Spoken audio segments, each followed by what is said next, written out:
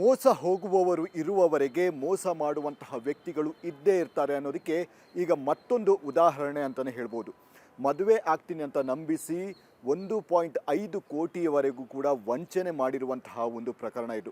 Kengeri police ಸ್ಟೇಷನಲ್ಲಿ ಒಂದು ದೂರು ದಾಖಲಾಗಿದೆ. ಯುವತಿಯೊಬ್ಬಳು ದೂರನ್ನು ಕೊಡ್ತಾರೆ.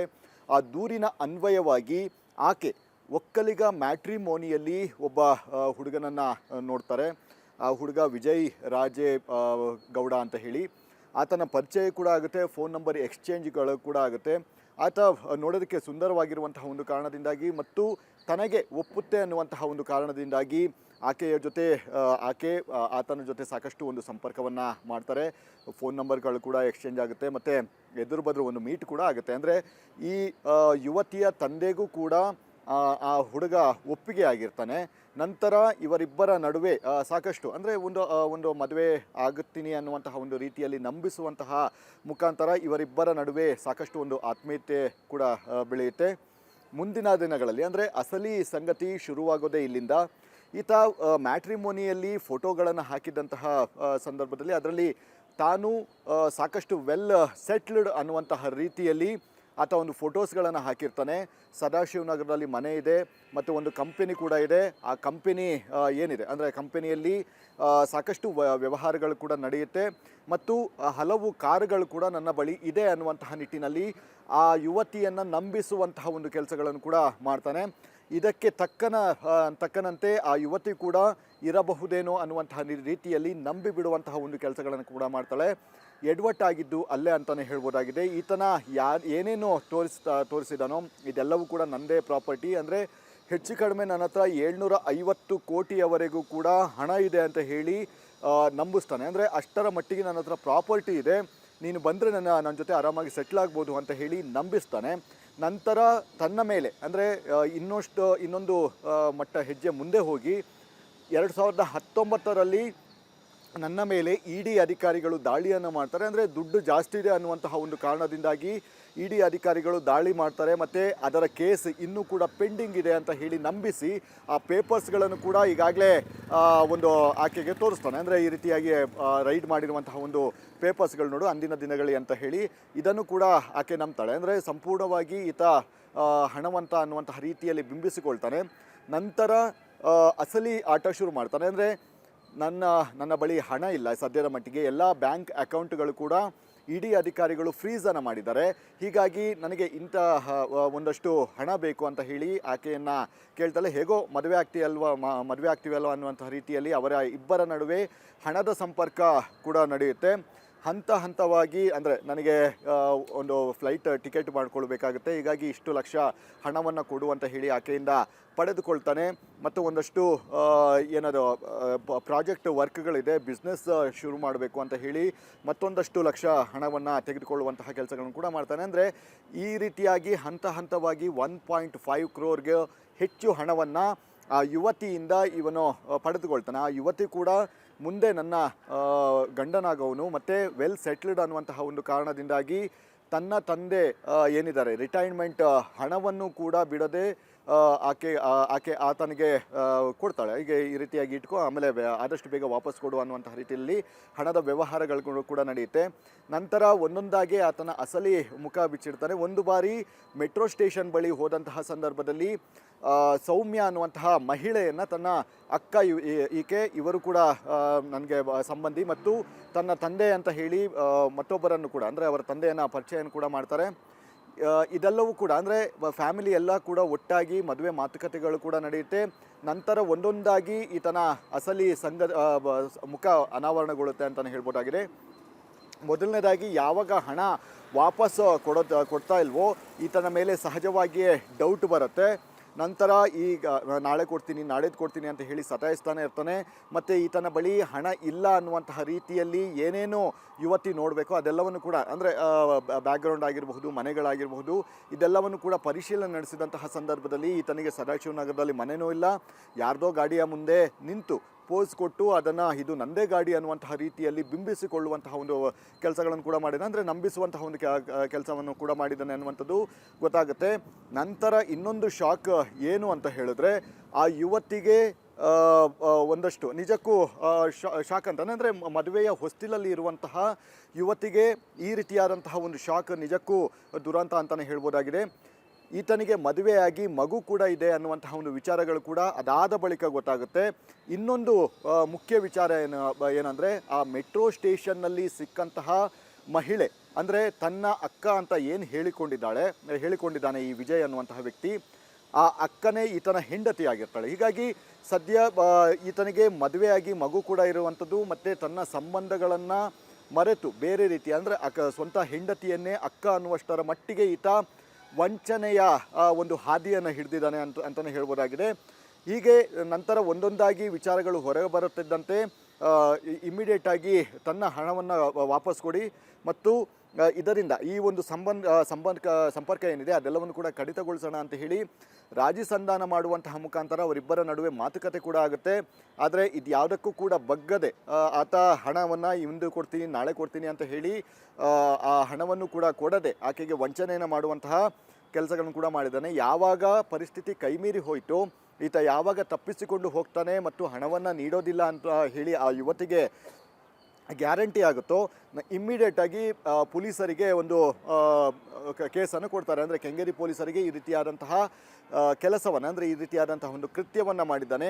ಮ್ಯಾಟ್ರಿಮೋನಿಯಲ್ಲಿ ಸಿಕ್ಕಂತಹ ಯುವಕ ಸಾಕಷ್ಟು ಆತನ ಮೇಲೆ ಭರವಸೆಯನ್ನು ಕೂಡ ಇಟ್ಕೊಂಡಿದ್ದೆ, ನಾನು ಹಲವು ಕನಸುಗಳನ್ನು ಕೂಡ ಕಂಡಿದ್ದೆ, ಆತನನ್ನು ಮದುವೆಯಾಗಿ ಸೆಟ್ಲಾಗೋಣ ಅಂತ ಹೇಳಿ ಸಾಕಷ್ಟು ನಂಬಿದೆ. ಆದರೆ ಈ ರೀತಿಯಾದಂತಹ ಒಂದು ವಂಚನೆಯನ್ನು ಮಾಡಿ ತನ್ನ ವಿರುದ್ಧ ಕತ್ತಿ ಮಸೆಯುವಂತಹ ಒಂದು ಕೆಲಸಗಳನ್ನು ಕೂಡ ಮಾಡಿದ್ದಾನೆ ಅಂತ ಹೇಳಿ ಆಕೆ ದೂರನ್ನು ಕೂಡ ಕೊಟ್ಟಿದ್ದಾರೆ. ಮತ್ತು ಸ್ಪಷ್ಟವಾಗಿ ಅಂದಿನ ದಿನದಿಂದ, ಅಂದರೆ ಆಕೆಗೆ ಪರಿಚಯ ಆಗುತ್ತೆ 2024ರಿಂದ ಇಲ್ಲಿಯವರೆಗೆ ಏನೇನಾಗಿತ್ತು, ಅವರಿಬ್ಬರ ನಡುವೆ ಏನೇನು ಪ್ರಹಸನಗಳಾಗಿತ್ತು ಅದೆಲ್ಲವನ್ನು ಕೂಡ ಬಿಡಿಸಿ ಹೇಳ್ತಾಳೆ. ಮತ್ತು ನನಗೆ ಇಮ್ಮಿಡಿಯೇಟಾಗಿ ವಂಚನೆಗೆ ಆಗಿರುವಂತಹ ಹಣವನ್ನು ನನಗೆ ಕೊಡಿಸಿ ಅಂತ ಹೇಳಿ ಆಕೆ ಒಂದು ಮನವಿಯನ್ನು ಕೂಡ ಮಾಡಿರುವಂಥದ್ದು. ಹೀಗಾಗಿ ಈ ಒಂದು ಕೃತ್ಯದಿಂದಾಗಿ ಗೊತ್ತಾಗುತ್ತೆ ಯಾರನ್ನು ಕೂಡ ಆನ್ಲೈನಲ್ಲಾಗಿರಬಹುದು ಮತ್ತು ಮುಖಾಮುಖಿ ಆಗಿರಬಹುದು, ಯಾರನ್ನು ಕೂಡ ನಂಬೋದಕ್ಕೆ ಮುಂಚೆ ಅವರ ಹಿನ್ನೆಲೆಯನ್ನು ತಿಳಿದುಕೊಳ್ಬೇಕು ಮತ್ತು ಸಾಕಷ್ಟು ಒಂದು ಇದನ್ನು ಕೂಡ ವೆರಿಫಿಕೇಷನ್ಗಳನ್ನು ಕೂಡ ಮಾಡಬೇಕಾಗುತ್ತೆ.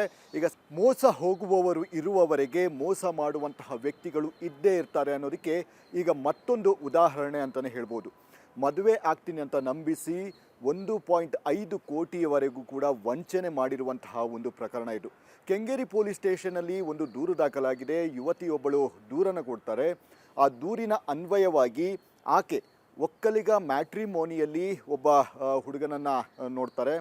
ಆ ಹುಡುಗ ವಿಜಯ್ ರಾಜೇ ಗೌಡ ಅಂತ ಹೇಳಿ, ಆತನ ಪರಿಚಯ ಕೂಡ ಆಗುತ್ತೆ, ಫೋನ್ ನಂಬರ್ ಎಕ್ಸ್ಚೇಂಜ್ಗಳು ಕೂಡ ಆಗುತ್ತೆ. ಆತ ನೋಡೋದಕ್ಕೆ ಸುಂದರವಾಗಿರುವಂತಹ ಒಂದು ಕಾರಣದಿಂದಾಗಿ ಮತ್ತು ತನಗೆ ಒಪ್ಪುತ್ತೆ ಅನ್ನುವಂತಹ ಒಂದು ಕಾರಣದಿಂದಾಗಿ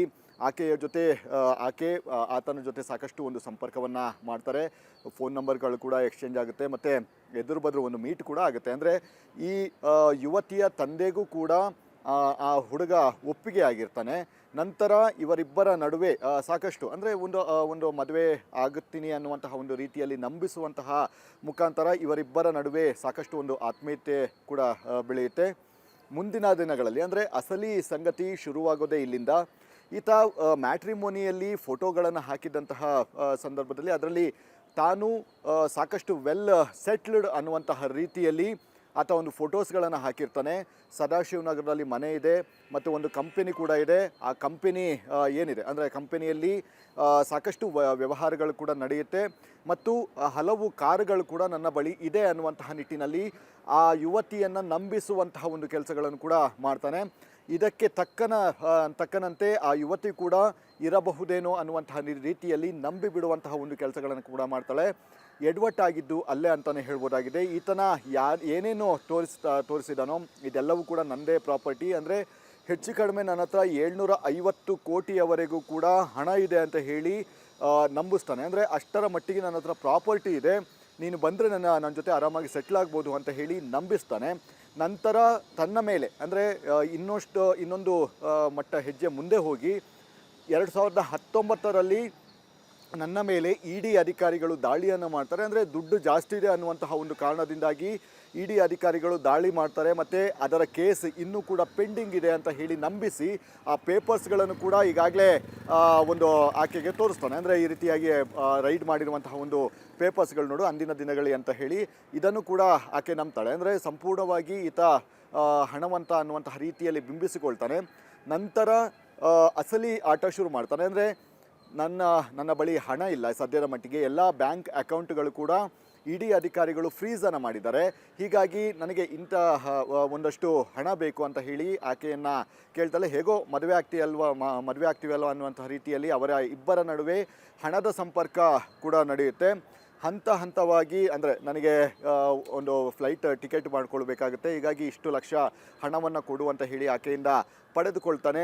ಮತ್ತು ಒಂದಷ್ಟು ಏನದು ಪ್ರಾಜೆಕ್ಟ್ ವರ್ಕ್ಗಳಿದೆ, ಬಿಸ್ನೆಸ್ ಶುರು ಮಾಡಬೇಕು ಅಂತ ಹೇಳಿ ಮತ್ತೊಂದಷ್ಟು ಲಕ್ಷ ಹಣವನ್ನು ತೆಗೆದುಕೊಳ್ಳುವಂತಹ ಕೆಲಸಗಳನ್ನು ಕೂಡ ಮಾಡ್ತಾನೆ. ಅಂದರೆ ಈ ರೀತಿಯಾಗಿ ಹಂತವಾಗಿ 1.5 crore ಹೆಚ್ಚು ಹಣವನ್ನು ಆ ಯುವತಿಯಿಂದ ಇವನು ಪಡೆದುಕೊಳ್ತಾನೆ. ಆ ಯುವತಿ ಕೂಡ ಮುಂದೆ ನನ್ನ ಗಂಡನಾಗವನು ಮತ್ತು ವೆಲ್ ಸೆಟ್ಲ್ಡ್ ಅನ್ನುವಂತಹ ಒಂದು ಕಾರಣದಿಂದಾಗಿ ತನ್ನ ತಂದೆ ಏನಿದ್ದಾರೆ ರಿಟೈರ್ಮೆಂಟ್ ಹಣವನ್ನು ಕೂಡ ಬಿಡದೆ ಆಕೆ ಆತನಿಗೆ ಕೊಡ್ತಾಳೆ. ಹೀಗೆ ಈ ರೀತಿಯಾಗಿ ಇಟ್ಕೊ, ಆಮೇಲೆ ಆದಷ್ಟು ಬೇಗ ವಾಪಸ್ ಕೊಡು ಅನ್ನುವಂತಹ ರೀತಿಯಲ್ಲಿ ಹಣದ ವ್ಯವಹಾರಗಳು ಕೂಡ ನಡೆಯುತ್ತೆ. ನಂತರ ಒಂದೊಂದಾಗಿ ಆತನ ಅಸಲಿ ಮುಖ ಬಿಚ್ಚಿಡ್ತಾನೆ. ಒಂದು ಬಾರಿ ಮೆಟ್ರೋ ಸ್ಟೇಷನ್ ಬಳಿ ಹೋದಂತಹ ಸಂದರ್ಭದಲ್ಲಿ ಸೌಮ್ಯ ಅನ್ನುವಂತಹ ಮಹಿಳೆಯನ್ನು ತನ್ನ ಅಕ್ಕ ಇವರು ಕೂಡ ನನಗೆ ಸಂಬಂಧಿ ಮತ್ತು ತನ್ನ ತಂದೆ ಅಂತ ಹೇಳಿ ಮತ್ತೊಬ್ಬರನ್ನು ಕೂಡ ಅಂದರೆ ಅವರ ತಂದೆಯನ್ನು ಪರಿಚಯವನ್ನು ಕೂಡ ಮಾಡ್ತಾರೆ. ಇದೆಲ್ಲವೂ ಕೂಡ ಅಂದರೆ ಫ್ಯಾಮಿಲಿ ಎಲ್ಲ ಕೂಡ ಒಟ್ಟಾಗಿ ಮದುವೆ ಮಾತುಕತೆಗಳು ಕೂಡ ನಡೆಯುತ್ತೆ. ನಂತರ ಒಂದೊಂದಾಗಿ ಈತನ ಅಸಲಿ ಮುಖ ಅನಾವರಣಗೊಳ್ಳುತ್ತೆ ಅಂತಲೇ ಹೇಳ್ಬೋದಾಗಿದೆ. ಮೊದಲನೇದಾಗಿ ಯಾವಾಗ ಹಣ ವಾಪಸ್ ಕೊಡ್ತಾ ಇಲ್ವೋ ಈತನ ಮೇಲೆ ಸಹಜವಾಗಿಯೇ ಡೌಟ್ ಬರುತ್ತೆ. ನಂತರ ಈಗ ನಾಳೆ ಕೊಡ್ತೀನಿ ನಾಳೆದು ಕೊಡ್ತೀನಿ ಅಂತ ಹೇಳಿ ಸತಾಯಿಸ್ತಾನೆ ಇರ್ತಾನೆ. ಮತ್ತು ಈತನ ಬಳಿ ಹಣ ಇಲ್ಲ ಅನ್ನುವಂತಹ ರೀತಿಯಲ್ಲಿ ಏನೇನು ಯುವತಿ ನೋಡಬೇಕು ಅದೆಲ್ಲವನ್ನು ಕೂಡ ಅಂದರೆ ಬ್ಯಾಕ್ಗ್ರೌಂಡ್ ಆಗಿರಬಹುದು, ಮನೆಗಳಾಗಿರಬಹುದು, ಇದೆಲ್ಲವನ್ನು ಕೂಡ ಪರಿಶೀಲನೆ ನಡೆಸಿದಂತಹ ಸಂದರ್ಭದಲ್ಲಿ ಈತನಿಗೆ ಸದಾಶಿವನಗರದಲ್ಲಿ ಮನೆಯೂ ಇಲ್ಲ, ಯಾರ್ದೋ ಗಾಡಿಯ ಮುಂದೆ ನಿಂತು ಪೋಸ್ ಕೊಟ್ಟು ಅದನ್ನು ಇದು ನಂದೇ ಗಾಡಿ ಅನ್ನುವಂತಹ ರೀತಿಯಲ್ಲಿ ಬಿಂಬಿಸಿಕೊಳ್ಳುವಂತಹ ಒಂದು ಕೆಲಸಗಳನ್ನು ಕೂಡ ಮಾಡಿದ್ದಾನೆ. ಅಂದರೆ ನಂಬಿಸುವಂತಹ ಒಂದು ಕೆಲಸವನ್ನು ಕೂಡ ಮಾಡಿದ್ದಾನೆ ಅನ್ನುವಂಥದ್ದು ಗೊತ್ತಾಗುತ್ತೆ. ನಂತರ ಇನ್ನೊಂದು ಶಾಕ್ ಏನು ಅಂತ ಹೇಳಿದ್ರೆ ಆ ಯುವತಿಗೆ ಒಂದಷ್ಟು ನಿಜಕ್ಕೂ ಶಾಕ್ ಅಂತಾನೆ. ಅಂದರೆ ಮದುವೆಯ ಹೊಸ್ತಿಲಲ್ಲಿ ಇರುವಂತಹ ಯುವತಿಗೆ ಈ ರೀತಿಯಾದಂತಹ ಒಂದು ಶಾಕ್ ನಿಜಕ್ಕೂ ದುರಂತ ಅಂತಲೇ ಹೇಳ್ಬೋದಾಗಿದೆ. ಈತನಿಗೆ ಮದುವೆಯಾಗಿ ಮಗು ಕೂಡ ಇದೆ ಅನ್ನುವಂತಹ ಒಂದು ವಿಚಾರಗಳು ಕೂಡ ಅದಾದ ಬಳಿಕ ಗೊತ್ತಾಗುತ್ತೆ. ಇನ್ನೊಂದು ಮುಖ್ಯ ವಿಚಾರ ಏನಂದರೆ ಆ ಮೆಟ್ರೋ ಸ್ಟೇಷನ್ನಲ್ಲಿ ಸಿಕ್ಕಂತಹ ಮಹಿಳೆ ಅಂದರೆ ತನ್ನ ಅಕ್ಕ ಅಂತ ಏನು ಹೇಳಿಕೊಂಡಿದ್ದಾನೆ ಈ ವಿಜಯ್ ಅನ್ನುವಂತಹ ವ್ಯಕ್ತಿ, ಆ ಅಕ್ಕನೇ ಈತನ ಹೆಂಡತಿ ಆಗಿರ್ತಾಳೆ. ಹೀಗಾಗಿ ಸದ್ಯ ಈತನಿಗೆ ಮದುವೆಯಾಗಿ ಮಗು ಕೂಡ ಇರುವಂಥದ್ದು ಮತ್ತು ತನ್ನ ಸಂಬಂಧಗಳನ್ನು ಮರೆತು ಬೇರೆ ರೀತಿ ಅಂದರೆ ಸ್ವಂತ ಹೆಂಡತಿಯನ್ನೇ ಅಕ್ಕ ಅನ್ನುವಷ್ಟರ ಮಟ್ಟಿಗೆ ಈತ ವಂಚನೆಯ ಒಂದು ಹಾದಿಯನ್ನು ಹಿಡಿದಿದ್ದಾನೆ ಅಂತಲೇ ಹೇಳ್ಬೋದಾಗಿದೆ. ಹೀಗೆ ನಂತರ ಒಂದೊಂದಾಗಿ ವಿಚಾರಗಳು ಹೊರಗೆ ಬರುತ್ತಿದ್ದಂತೆ ಇಮ್ಮಿಡಿಯೇಟಾಗಿ ತನ್ನ ಹಣವನ್ನು ವಾಪಸ್ ಕೊಡಿ ಮತ್ತು ಇದರಿಂದ ಈ ಒಂದು ಸಂಪರ್ಕ ಏನಿದೆ ಅದೆಲ್ಲವನ್ನು ಕೂಡ ಕಡಿತಗೊಳಿಸೋಣ ಅಂತ ಹೇಳಿ ರಾಜಿ ಸಂಧಾನ ಮಾಡುವಂತಹ ಮುಖಾಂತರ ಅವರಿಬ್ಬರ ನಡುವೆ ಮಾತುಕತೆ ಕೂಡ ಆಗುತ್ತೆ.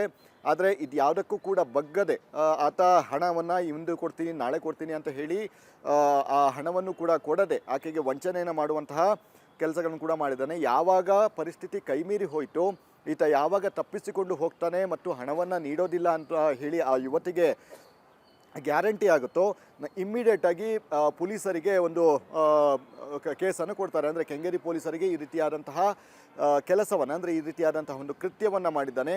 ಮ್ಯಾಟ್ರಿಮೋನಿಯಲ್ಲಿ ಸಿಕ್ಕಂತಹ ಯುವಕ ಸಾಕಷ್ಟು ಆತನ ಮೇಲೆ ಭರವಸೆಯನ್ನು ಕೂಡ ಇಟ್ಕೊಂಡಿದ್ದೆ, ನಾನು ಹಲವು ಕನಸುಗಳನ್ನು ಕೂಡ ಕಂಡಿದ್ದೆ, ಆತನನ್ನು ಮದುವೆಯಾಗಿ ಸೆಟ್ಲ್ ಆಗೋಣ ಅಂತ ಹೇಳಿ ಸಾಕಷ್ಟು ನಂಬಿದೆ. ಆದರೆ ಈ ರೀತಿಯಾದಂತಹ ಒಂದು ವಂಚನೆಯನ್ನು ಮಾಡಿ ತನ್ನ ವಿರುದ್ಧ ಕತ್ತಿ ಮಸೆಯುವಂತಹ ಒಂದು ಕೆಲಸಗಳನ್ನು ಕೂಡ ಮಾಡಿದ್ದಾನೆ ಅಂತ ಹೇಳಿ ಆಕೆ ದೂರನ್ನು ಕೂಡ ಕೊಟ್ಟಿದ್ದಾರೆ. ಮತ್ತು ಸ್ಪಷ್ಟವಾಗಿ ಅಂದಿನ ದಿನದಿಂದ ಅಂದರೆ ಆಕೆಗೆ ಪರಿಚಯ ಆಗುತ್ತೆ 2024ರಿಂದ ಇಲ್ಲಿಯವರೆಗೆ ಏನೇನಾಗಿತ್ತು, ಅವರಿಬ್ಬರ ನಡುವೆ ಏನೇನು ಪ್ರಹಸನಗಳಾಗಿತ್ತು ಅದೆಲ್ಲವನ್ನು ಕೂಡ ಬಿಡಿಸಿ ಹೇಳ್ತಾಳೆ. ಮತ್ತು ನನಗೆ ಇಮ್ಮಿಡಿಯೇಟಾಗಿ ವಂಚನೆಗೆ ಆಗಿರುವಂತಹ ಹಣವನ್ನು ನನಗೆ ಕೊಡಿಸಿ ಅಂತ ಹೇಳಿ ಆಕೆ ಒಂದು ಮನವಿಯನ್ನು ಕೂಡ ಮಾಡಿರುವಂಥದ್ದು. ಹೀಗಾಗಿ ಈ ಒಂದು ಕೃತ್ಯದಿಂದಾಗಿ ಗೊತ್ತಾಗುತ್ತೆ ಯಾರನ್ನು ಕೂಡ ಆನ್ಲೈನಲ್ಲಾಗಿರಬಹುದು ಮತ್ತು ಮುಖಾಮುಖಿ ಆಗಿರಬಹುದು ಯಾರನ್ನು ಕೂಡ ನಂಬೋದಕ್ಕೆ ಮುಂಚೆ ಅವರ ಹಿನ್ನೆಲೆಯನ್ನು ತಿಳಿದುಕೊಳ್ಬೇಕು. ಮತ್ತು ಸಾಕಷ್ಟು ಇದನ್ನು ಕೂಡ ವೆರಿಫಿಕೇಷನ್ಗಳನ್ನು ಕೂಡ ಮಾಡಬೇಕಾಗುತ್ತೆ. ಈಗ